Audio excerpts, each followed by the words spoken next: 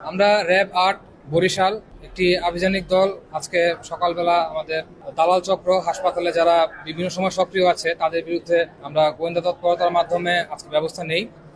প্রথমত বলে রাখি, আমরা এ ধরনের এই দালাল চক্র, অবৈধ দালাল চক্র যারা আছে তাদের বিরুদ্ধে ব্যবস্থা নেওয়ার জন্য তাদের বিরুদ্ধে বিভিন্ন অপারেশন যখন আমরা পরিচালনা করেছি তারই একটি অংশ হিসেবে আমাদের আজকের এই অপারেশনটি লঞ্চ করা হয়।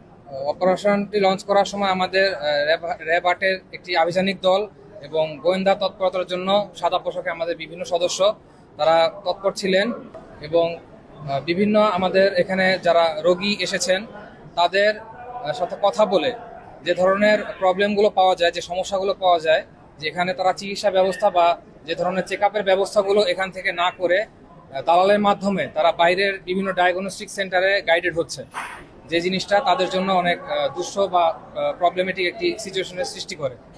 তো এরই মাধ্যমে আমরা জেলা প্রশাসনের সাথে সমন্বয়পূর্বক জেলা ম্যাজিস্ট্রেট এবং হাসপাতাল কর্তৃপক্ষের সহযোগিতায় আজকে আমাদের এই অভিযানটি পরিচালনা করি এবং আমরা সর্বমোট ৮ জনকে ধরতে সক্ষম হই।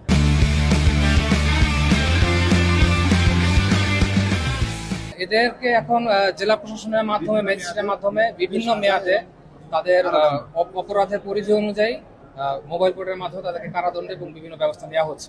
বিভিন্ন ডায়াগনস্টিক সেন্টার বাইরে আছে, সরকারি সেবা না দিয়ে প্রদান করে এই দালাল চক্র তাদেরকে এক একটা ডায়াগনস্টিক সেন্টার রেফার করে দেয়। মানে এখানে আপনারা সামনে দেখছেন অনেকগুলো ডায়াগনস্টিক সেন্টার। তো যে স্ক্রিনিংটা হাসপাতালে হওয়ার কথা, যে চিকিৎসাটা হাসপাতালে হওয়ার কথা, যে আপনার টেস্টটা হাসপাতালে হওয়ার কথা, এটা না করে তাদেরকে স্লিপের মাধ্যমে যে আপনি অমুক ডায়াগনস্টিক সেন্টারে এটার টেস্টটা করে নিয়ে আসেন, হচ্ছে এই দালাল চক্রের কাজ। আমাদের গোয়েন্দা তত্ত্ব থেকে শুরু করে আমরা কিন্তু তদন্তও অব্যাহত রেখেছি।